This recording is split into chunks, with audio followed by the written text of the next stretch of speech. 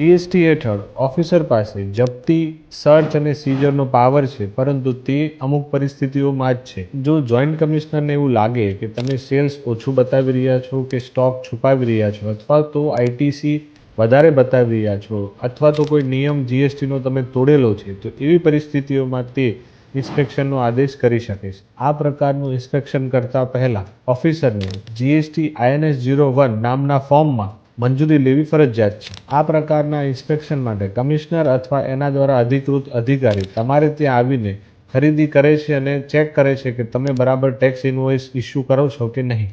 આ પ્રકારનું જ્યારે ઇન્વોઇસ ઇસ્યુ કરવામાં આવે છે ત્યારે ઇન્સ્પેક્શન પૂરું થઈ ગયા પછી એ ઇન્વોઇસ કેન્સલ કરવાનું રહે છે અને તે પૈસા તમારે જીએસટી ઓફિસરને પાછા આપવાના રહે છે. આના પરથી એ સમજાય છે કે ઇન્સ્પેક્શન વગર કારણે અને વગર પરમિશને થઈ શકતું નથી. આ પેજને ફોલો કરો અને તમારા જીએસટીના હકને મેળવો.